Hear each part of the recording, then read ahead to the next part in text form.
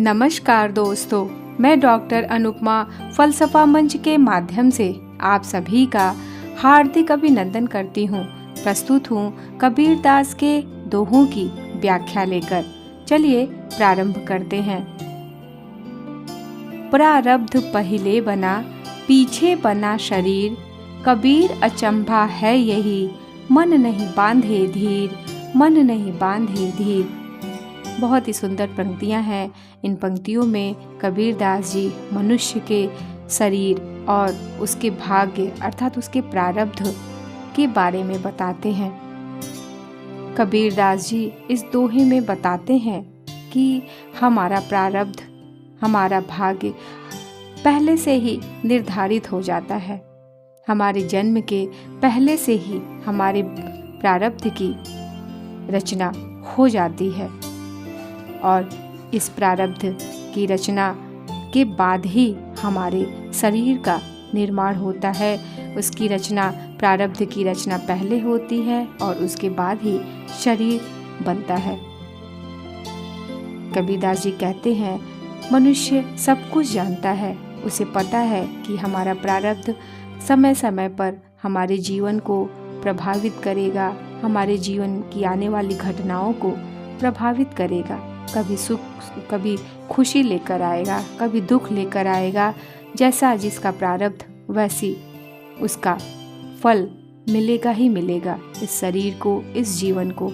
फिर भी यह कबीरदास जी कहते हैं कि फिर भी यह एक अचंभित करने वाली बात है कि यह मनुष्य ये सब कुछ जानता है, सब कुछ समझता है, फिर भी वह सब कुछ जानकर धैर्य नहीं रखता, शांति नहीं रखता, अपने मन को शांत करके नहीं रखता।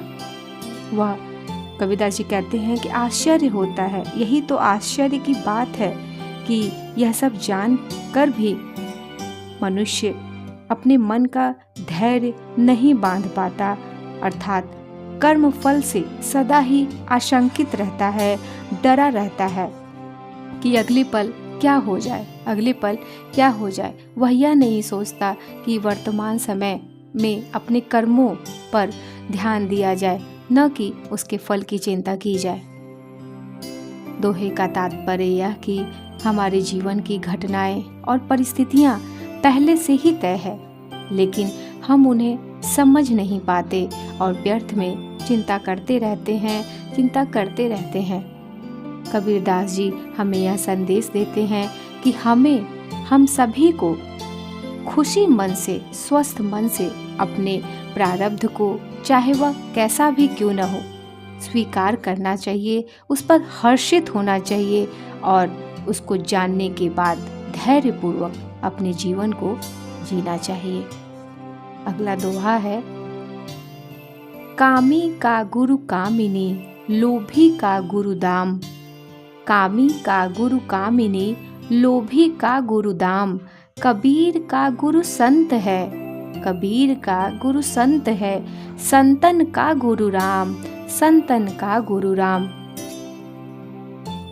कबीरदास जी यहाँ पे कुमार्ग एवं सुमार्ग के विषय में बता रहे हैं। वे कह रहे हैं कि कुमार्ग एवं सुमार्ग का विषय अत्यंत ही रोचक है। कुमार्ग एवं सुमार्ग के विषय में ज्ञान की शिक्षा प्रदान करते हुए संत कबीरदास जी कहते हैं कि कामी व्यक्ति कुमार्गी होता है। वह सदैव स्थिर नहीं रहता, उसका मन कभी भी शांतचित नहीं रहता। वह सदैव विषय वासना के वशीभूत रहता है और उसकी भोग्या कामिनी होती है। कबीरदास जी कहते हैं कि कामी व्यक्ति कुमार्गी होता है। वह कभी भी सच्चे रास्ते पे, सही रास्ते पर नहीं चल सकता। उसका मन विषय वासना के वशीभूत होकर कर्म कराता है और उसी रास्ते पर उसको चलना सिखाता है। लोभी व्यक्ति प्रतिक्षण धन संपत्ति बटोरने में ही ध्यान लगाए रहता है।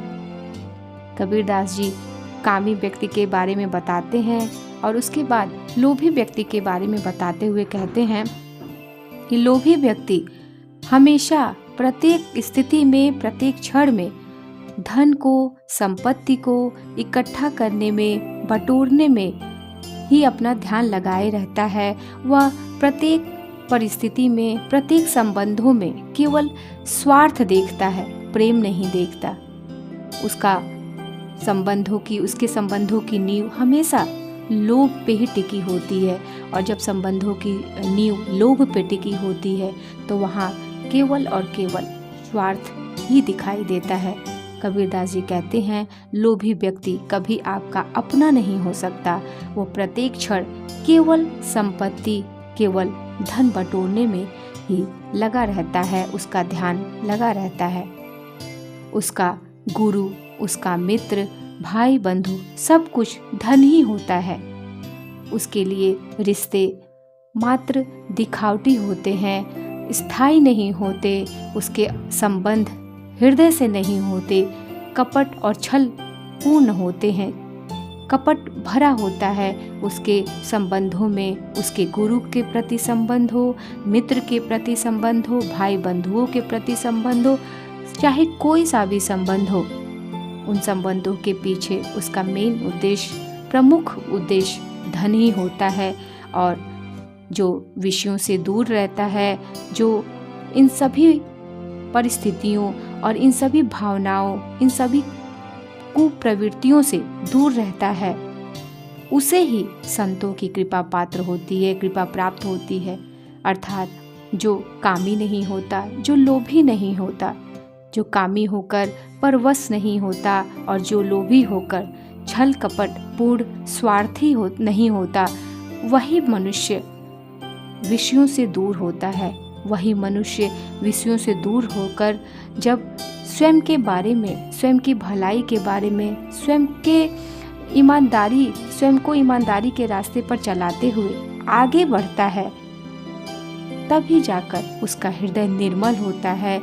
और जब उसका आचरण पवित्र होता है, हृदय निर्मल होता है, व्यक्तित्व तो प्रशंसित हो जाता है, तब उसे संतों की कृपा प्राप्त होती है। अन्यथा संतों की कृपा प्राप्त होना बहुत ही दुर्लभ है। कबीरदास जी कहते हैं कि जो मनुष्य विषयों से दूर होता है उसे संतों की कृपा प्राप्त होती है।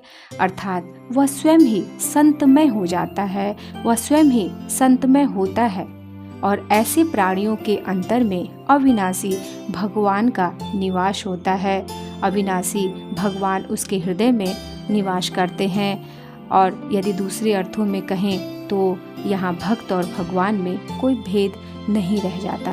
दोहे का आशय यह कि कबीरदास ने कामी मनुष्य, लोभी मनुष्य और विषयों से रहित मनुष्य की श्रेणी को बताया है कि कामी मनुष्य कुमार्गी होता है, वह सुमार्ग पर नहीं चल सकता, वह विषय वासना के अधीन रहता है। तो वहीं लोभी मनुष्य लोभ के वशीभूत होता है। इन सब से इतर विषयों से रहित मनुष्य सुमार्ग पर चलता है और उसकी आगे चलकर उसकी भक्ति उसे संतमय बना देती है। उसमें और भगवान में कोई भेद नहीं रह जाता। धन्यवाद। उम्मीद है आपको इन पंक्तियों की व्याख्या समझ में आई होगी। वीडियो अच्छी लगे तो कृपया चैनल को सब्सक्राइब करें। आप सभी को मेरा नमस्कार।